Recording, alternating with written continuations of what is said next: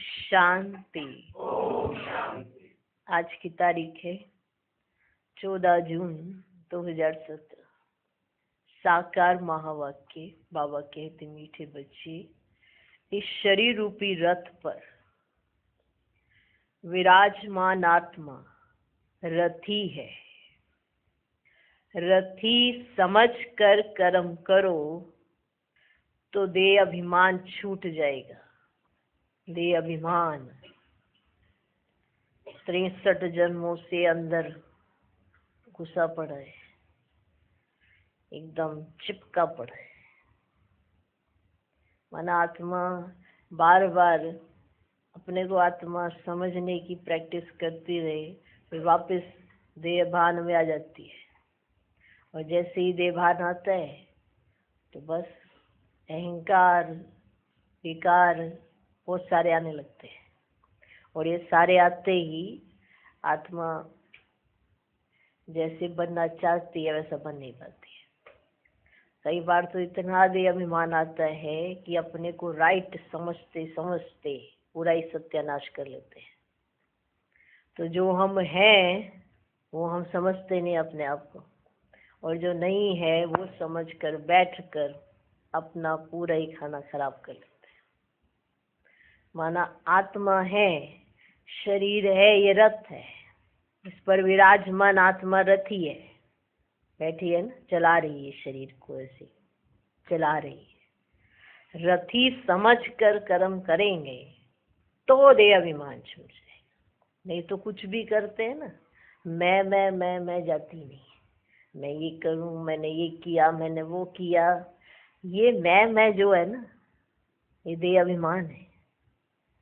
कई बार ज्ञान में भी हम बहुत मैं करते हैं। दुनिया की मैं तो सुनी 5 विकारों के वश हो के, तो ज्ञान में भी तो मैं करते हैं। मैंने इसको सुनाया, मैंने इसका कल्याण किया, मैंने ये किया, मैंने सेंटर खोला, मैंने उसको लेकर गई, मैं तो ये किया, मैंने वो किया। ये क्या है? मैं। ये सूक्ष्म ऐसी मैं है जो हमें वापस देह अभिमान में ला देती है। और अगर कोई कुछ समझाने की कोशिश भी करे ना तो वापस अहंकार जाग जाता है, क्रोध आ जाता है। और क्रोध भी ऐसा आता है कि बात मत पूछो।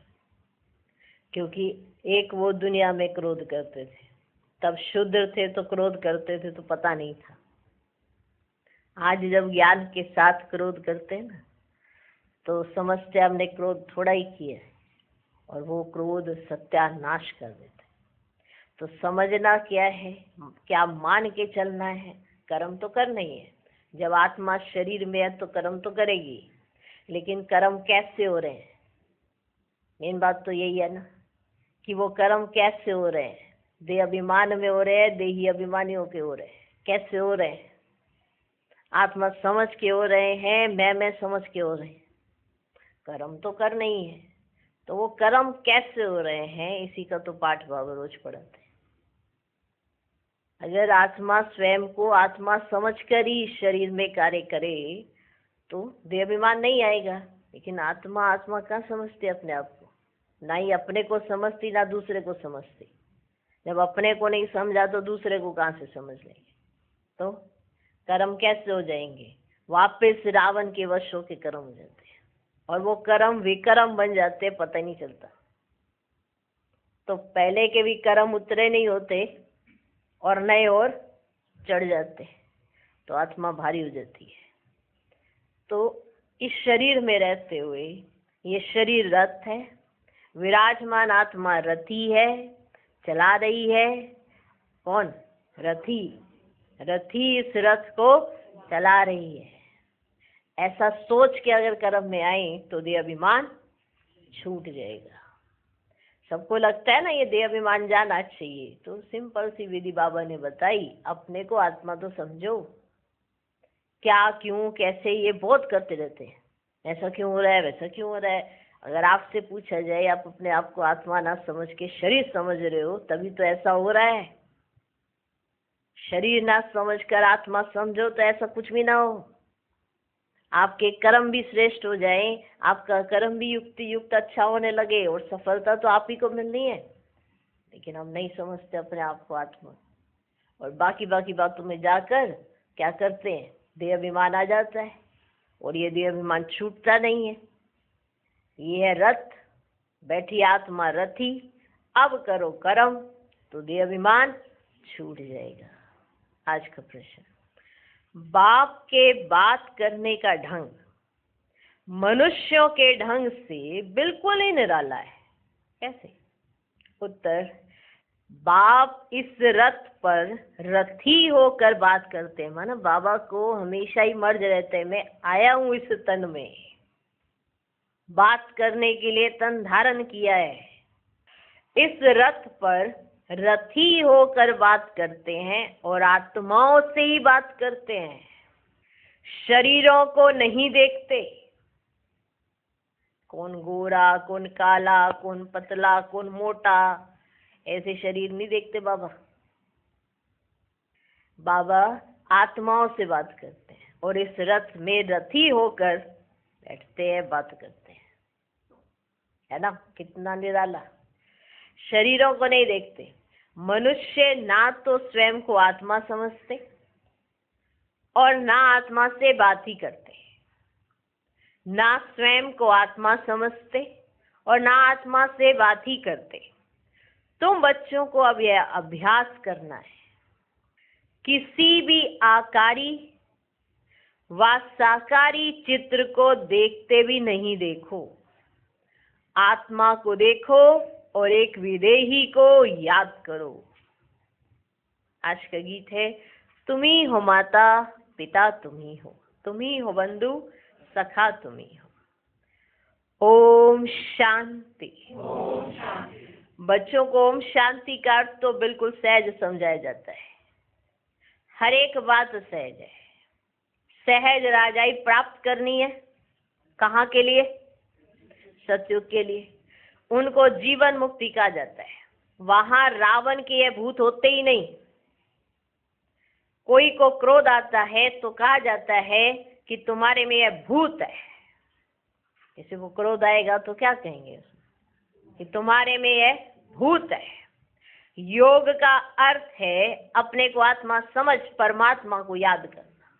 योग का अर्थ है अपने को आत्मा समझ परमात्मा को याद करना। मैं आत्मा हूं, ये मेरा शरीर है। हर एक के शरीर रूपी रथ में आत्मा रथी बैठी हुई है। कहाँ बैठी है आपकी? हर एक के शरीर में अपनी आत्मा रूपी रथी बैठी हुई है। आत्मा की ताकत से ये रथ चलता है। आत्मा की ताकत से ये रथ चलता है।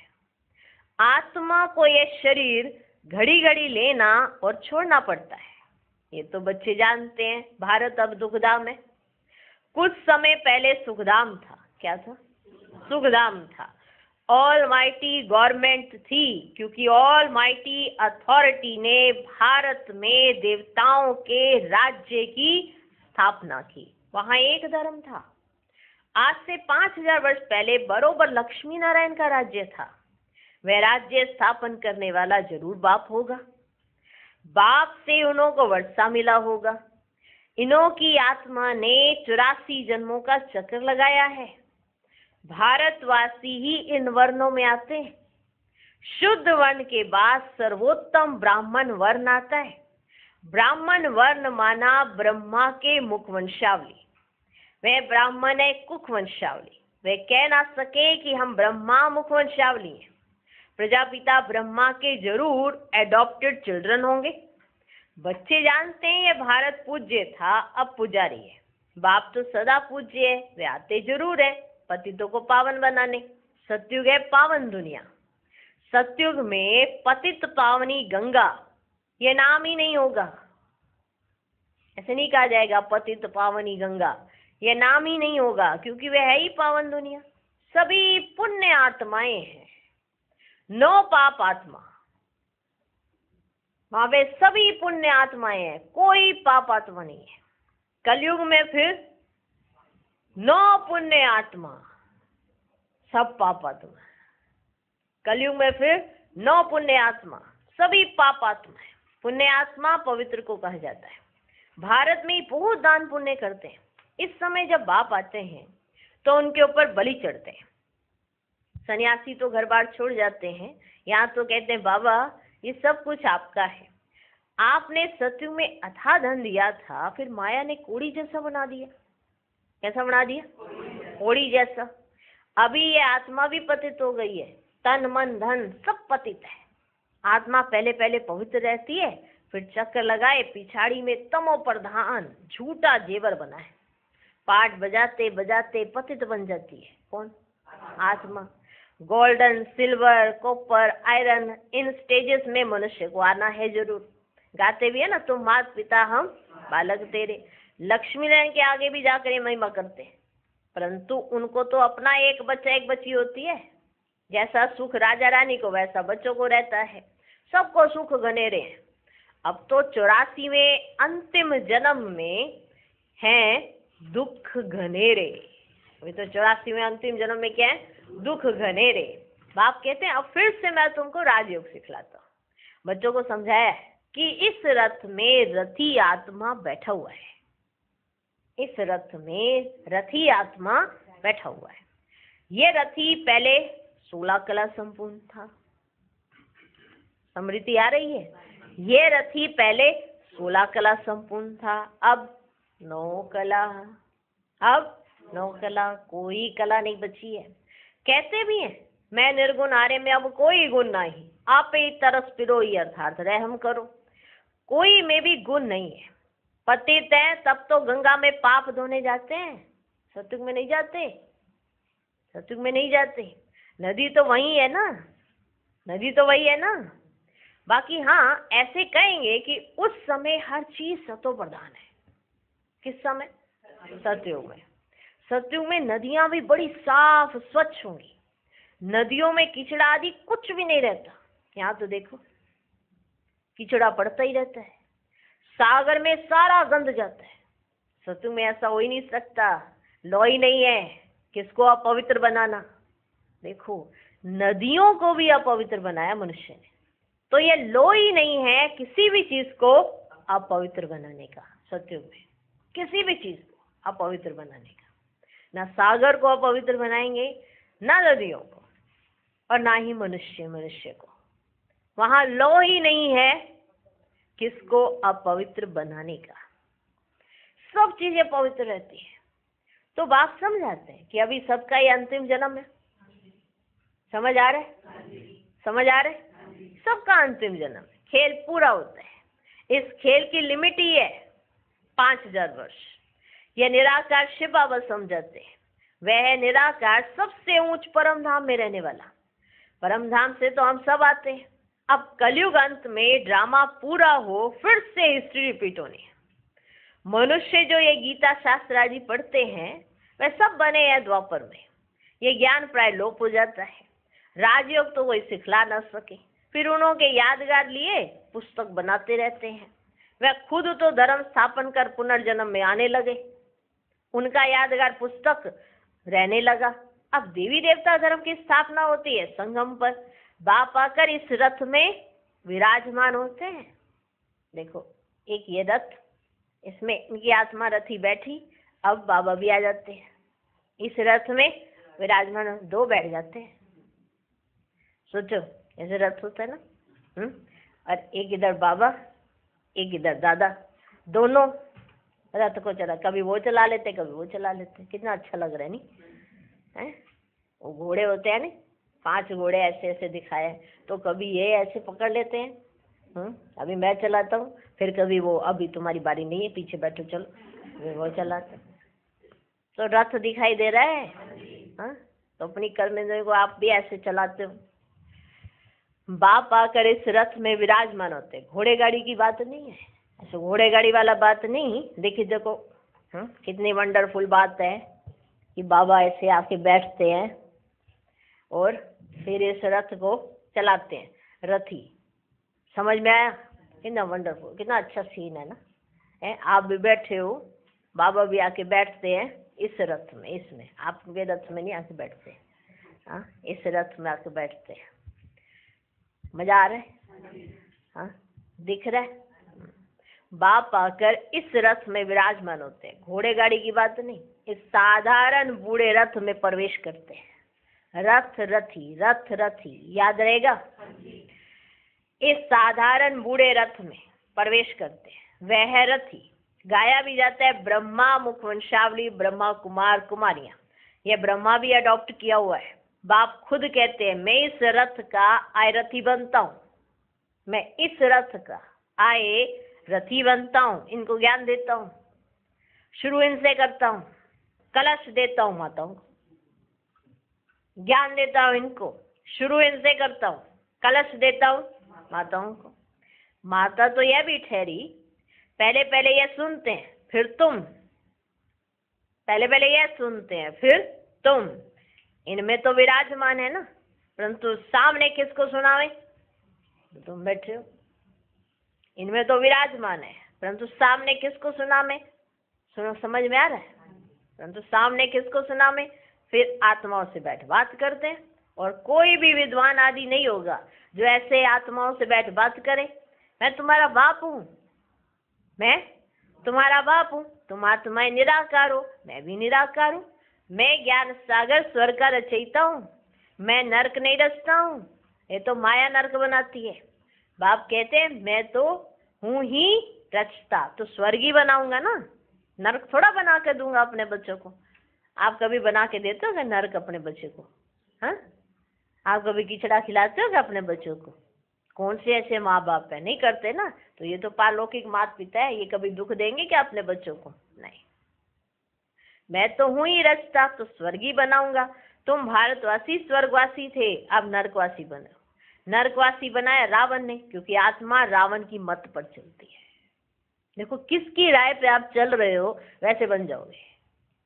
अभी राम की मत भी मिल रही है, रावण की मत भी मिल रही है। इतने समय से आपने रावण की मत ली, तो अपना देखो कैसे सत्यानाश कर लिया। अभी राम की मत ले रहे हैं तो हमारी चढ़ती कला हो जाती है, माना सत्यु के लायक बन जाते हैं। रावण की मत लेने से ही तो हमारी ये दुर्गति हुई है। अगर हम रावण की मत पर ना चलते तो ऐसा नहीं होता, लेकिन हमने ही तय किया ना कि रावण की मत पर भी चलना शुरू कर देते हैं। तो अभी हमारे पास राम की मत भी है, रावण भी मत दे रहा है, तो किसकी मत पर चलना है? संगम पर आप निर्धारित करिए, जो जैसा तय करेगा वैसा पद पाएगा। तो क्या किया, नरकवासी कैसे बने? क्योंकि तुम रावण की मत पर चल पड़े, इसलिए तुम्हारे साथ ऐसा हुआ ना। इस समय तुम आत्माएं राम शिव बाबा श्री श्री की शिर मत पर चलते हो। बाप समझाते हैं अब सबका पाठ पूरा हुआ, जब सभी आत्माएं इकट्ठी होंगी, ऊपर से सब आ जाएंगी, तब जाना शुरू होगा, फिर विनाश शुरू हो जाएगा। भारत में अब अनेक धर्म है, सिर्फ एक आदि सनातन देवी देवता धर्म है ही नहीं। कोई भी अपने को देवता नहीं कहलाते। देवताओं की महिमा गाते हैं, सर्वगुण संपन्न 16 कला संपूर्ण, फिर अपने को कहेंगे हम पापी नीच कामी। द्वापर से रावण का राज्य शुरू होता है। राम राज्य है ब्रह्मा का दिन, रावण राज्य है ब्रह्मा की रात। अब बाप कब आवे? अब बाप कब आवे? जब ब्रह्मा की रात पूरी हो तब तो आएगा ना। और इस ब्रह्मा के तन में आवे तब ब्रह्मा मुख से ब्राह्मण पैदा हो, उन ब्राह्मणों को ही राजयोग सिखलाते हैं। बाप कहते हैं जो भी आकारी साकारी व निराकारी चित्र हैं उन्हें तुम्हें याद नहीं करना है। तुमको तो लक्ष्य दिया जाता है, मनुष्य तो चित्र देख याद करते हैं। बाबा तो कहते हैं चित्रों को देखना बंद करो, यह भक्ति मार्ग। अभी तो तुम आत्माओं को वापस मेरे पास आना है। पापों का बोझा सिर पर है, पाप आत्मा बनना ही है। ऐसे नहीं गर्भ जेल में हर जन्म के पाप खत्म हो जाते हैं, ऐसे नहीं कि गर्भ जेल में गए और हर जन्म के पाप खत्म हो गए, ऐसे नहीं। कुछ खत्म हो जाते हैं, कुछ रहते हैं। अब मैं पंडा बनकर आया हूँ, इस समय सब आत्माएं माया की मत पर चलती है ना। किसकी मत पर चलती है? माया की मत पर। बाप कहते हैं मैं तो हूँ ही पतित पावन स्वर्ग का रचयिता, मेरा धंधा ही है नर्क को स्वर्ग बनाना। स्वर्ग में तो है ही एक धर्म एक राज्य, वहां कोई पार्टीशन नहीं था, वहां कोई पार्टीशन नहीं था। बाप कहते हैं मैं विश्व का मालिक नहीं बनता हूँ, तुमको बनाता हूँ। फिर रावण आकर तुमसे राज्य छीनते हैं, मैंने तुमको दिया, और फिर रावण जब आ जाता है ना तो तुमसे राज्य छीन लेते हैं। वरना तुम्हारी बुद्धि को ना एकदम चट कर देते हैं। रावण ने भी अपना सत्यानाश कैसे किया, दिखाते हैं ना कि उसको भी अहंकार आ गया कि मैं क्या नहीं कर सकता। तो मनुष्य को भी क्या आ गया, अहंकार आ गया, भगवान से भी अपने को बड़ा समझने लगा। तो क्या हुआ, सारी काया चट हो गई। समझ में आया? तो मैं तो विश्व का मालिक नहीं बनता हूँ, तुमको बनाता हूँ। फिर रावण आकर तुमसे राज्य छीनते हैं। अभी ये सब तमो प्रधान पत्थर बुद्धि। देखो बाबा की मत पर चलेंगे ना तो सतो प्रधान बनेंगे। और अभी रावण भी मत देते हैं, अगर उसकी मत पर चलेंगे तो तमो प्रधान बनेंगे, पत्थर बुद्धि। माना जितना मर्जी कुछ समझा लो उन पे असर ही नहीं होता। कहते ना पत्थर है क्या तुम, तुम्हें समझ नहीं आती जरा सी। तो उन्हें क्या कहा जाता है, पत्थर बुद्धि, क्योंकि वो अपनी माना माया की मत पर ही चलते हैं। तो क्या बन जाते हैं वो, पत्थर बुद्धि। संगम युग में तुम पारस बुद्धि बनते हो। बाप कहते हैं मामेकम याद करो, बुद्धि योग ऊपर में लटकाओ। कहाँ, ऊपर में लटकाओ। देखो जिसकी ज्यादा स्मृति उसके लक्षण आएंगे, जिसके चिंतन में ज्यादा रहते हो उसकी एक्टिविटीज आपके अंदर आ जाती है। अब आप देख लो किसके चिंतन में रहते हो सारे दिन में, चलो लिखो किसके चिंतन में ज्यादा रहते हो, कौन आपकी स्मृति में ज्यादा रहता है, किसके चिंतन में आप ज्यादा रहते हो, किसके प्रति आपकी ज्यादा सोच चलती है, बाबा के प्रति या कोई मनुष्य है उसके प्रति। तो उसके लक्षण आपके अंदर आते रहेंगे ऑटोमेटिक, और आपको पता नहीं चलेगा, और आप में से उसका चित्र दिखाई देने लगेगा। अगर हमें घर की स्मृति रहेगी तो नेचुरली हमें यहाँ से वैराग्य आएगा और किसी की भी हमें कमी कमजोरी नहीं देख पाएंगे। बाप कहते हैं मामेकम याद करो, बुद्धि योग ऊपर में लटकाओ।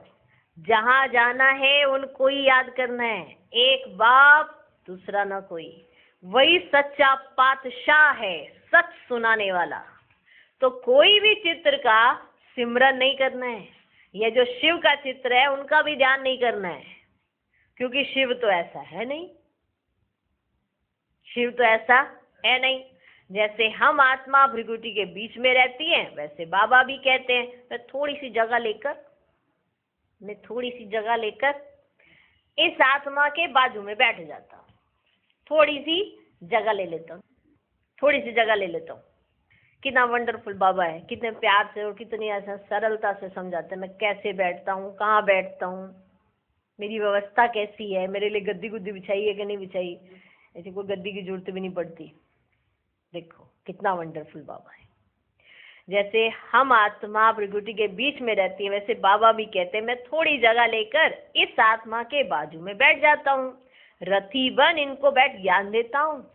इनकी आत्मा में भी ज्ञान नहीं था, जैसे इनकी आत्मा रथी बोलती है शरीर द्वारा, वैसे मैं भी इन ऑर्गन से बोलता हूँ। जैसे इनकी आत्मा इस रथ द्वारा बोल लेती है ना, तो मैं जब आके बैठूंगा तो मैं भी बोलता हूँ। नहीं तो कैसे समझाऊं, ब्राह्मण रचने के लिए ब्रह्मा जरूर चाहिए, जो ब्रह्मा ही फिर नारायण बनेगा। अभी तुम ब्रह्मा की औलाद हो, फिर सूर्यवंशी श्री नारायण के घराने में आएंगे। अभी तो बिल्कुल कंगाल बन पड़े, लड़ते झगड़ते रहते हैं, बंदर से भी बदतर है, लड़ते ही झगड़ते रहते हैं, बंदर से भी बदतर है। बंदर में 5 विकार बड़े कड़े होते हैं, काम क्रोध मोह लोभ, सब विकार बंदर में ऐसे होते हैं जो बात मत पूछो। बच्चा मरेगा ना, बंदर का जब बच्चा मरता है, बच्चा मरेगा तो उनकी हड्डियों को भी छोड़ेंगे नहीं। मनुष्य भी आजकल ऐसे अब वो कहते मनुष्य भी आजकल ऐसे बच्चा मरा तो 6-8 मास रोते रहेंगे। सतयुग में तो अकाले मृत्यु होती ही नहीं, ना कोई रोते पीटते, वहां कोई शैतान होता नहीं, वहां कोई शैतान होता नहीं। इसके बाद बाबा क्या कहना चाह रहे हैं, यहाँ तो शैतान ही शैतान है, वहां कोई शैतान होता नहीं। बाप इस समय तुम बच्चों से बात कर रहे हैं, समझ में आया? घर बार भी भल संभालो, उनमें रहते हुए ऐसी कमाल कर दिखाओ जो सन्यासी कर ना सके। यह सतो प्रधान संन्यास परमात्मा ही सिखलाते हैं। कहते हैं ये पुरानी दुनिया अब खत्म होनी है, इसलिए इनसे ममत्व मिटाओ, सभी को वापस जाना है। देह सहित जो भी पुरानी चीजें हैं उनको भूल जाओ, 5 विकार मुझे दे दो। अगर आप पवित्र बनेंगे तो पवित्र दुनिया में आ नहीं सकेंगे। बाप से प्रतिज्ञा करो इस अंतिम जन्म के लिए, फिर तो पवित्रता कायम हो ही जाएगी। 63 जन्म तो विष में गोते खाए, एकदम गंदे बन पड़े हो, अपने धर्म कर्म को भूल गए हो, हिंदू धर्म कहते रहते हो। बाप कहते क्यों नहीं समझते हो भारत स्वर्ग था, हम ही देवता थे, मैंने तुमको राजयोग सिखलाया, तुम फिर कहते हो श्री कृष्ण ने सिखलाया। क्या श्री कृष्ण सभी का बाप, स्वर्ग का रचयिता है? बाप तो है निराकार, सभी आत्माओं का बाप, फिर उनके लिए कहते हो सर्वव्यापी। शिव शंकर को भी मिला देते हो। शिव तो है परमात्मा, परमात्मा कहते हैं मैं आता ही हूँ देवी देवता धर्म स्थापन करने। जो अभी स्थापन करते हैं फिर विष्णु के 2 रूप लक्ष्मी नारायण राज्य करेंगे। विष्णु से ही वैष्णव अक्षर निकलता है। आजकल तो सब पाप आत्माएं हैं, वहां ये काम कटारी चलाकर 1-2 को घात नहीं करते हैं। सचखंड स्थापन करने वाला एक ही सतगुरु है, बाकी सब है डुबोने वाले। संगम और स्वर्ग 1-2 के नजदीक होने के कारण नर्क की बात स्वर्ग में ले गए। वास्तव में कंस, रावण आदि सब अभी हैं, वहां ये हो ही नहीं सकते। तो रथ में जो रथी दिखाते हैं, वास्तव में रथ यह है जिसको नंदीगण भागीरथ भी कहा जाता है। समझे? ये है वो रथ, ये है वो रथ और रथी है वो। तुम सब अर्जुन हो, तुम्हें कहते हैं इस रथ में आया हूं युद्ध के मैदान में तुमको माया पर जीत प्राप्त कराने। सतयुग में ना रावण होता ना जलाते, अब तो रावण को जलाते ही रहेंगे जब तक विनाश नहीं होगा। कितनी भी आपदाएं आएंगी दशहरे पर रावण को जरूर जलाएंगे। माना कितनी भले आपदाएं आ जाए लेकिन रावण को दशहरे पर जरूर जलाएंगे। फिर आखिरी ये रावण संप्रदाय खलास हो जाएगी। सदगति दाता है ही एक, मनुष्य मनुष्य को सदगति दे ना सके। जब इन देवताओं का राज्य था तो सारे विश्व पर इन्हों का ही राज्य था और धर्म थे ही नहीं। अभी और सब धर्म है, देवताओं का धर्म है ही नहीं जिसकी अब स्थापना हो रही है। देवता धर्म वाले ही आकर शूद्र से ब्राह्मण बनेंगे। अच्छा, मीठे मीठे सिकिलदे बच्चों प्रति माता पिता बाप दादा का याद प्यार और गुड मॉर्निंग। रूहानी बाप की रूहानी बच्चों को नमस्ते। हम रूहानी बच्चों की भी रूहानी बाप को नमस्ते नमस्ते नमस्ते। Good morning good morning good morning. धारणा के लिए मुख्य सार, पहला पॉइंट, सतो प्रधान संन्यास करना है। इस पुरानी दुनिया में रहते इससे ममत्व मिटा देना है। देह सहित जो भी पुरानी चीजें हैं उनको भूल जाना है। दूसरा पॉइंट, अपना बुद्धियोग ऊपर लटकाना है। किसी भी चित्र व देहधारी को याद नहीं करना है, एक बाप का ही सिमरन करना है। आज का वरदान, नथिंग न्यू की स्मृति से विघ्नों को खेल समझकर पार करने वाले अनुभवी मूर्त भव। विघ्नों का आना यह भी ड्रामा में आदि से अंत तक नूंद है, लेकिन वह विघ्न असंभव से संभव की अनुभूति कराते हैं। अनुभवी आत्माओं के लिए विघ्न भी खेल लगते हैं। जैसे फुटबॉल के खेल में बॉल आता है, ठोकर लगाते हैं, खेल खेलने में मजा आता है, ऐसे ये विघ्नों का खेल भी होता रहेगा। नथिंग न्यू ड्रामा खेल भी दिखाता है और संपन्न सफलता भी दिखाता है।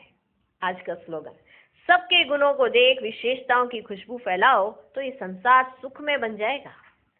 ओम शांति।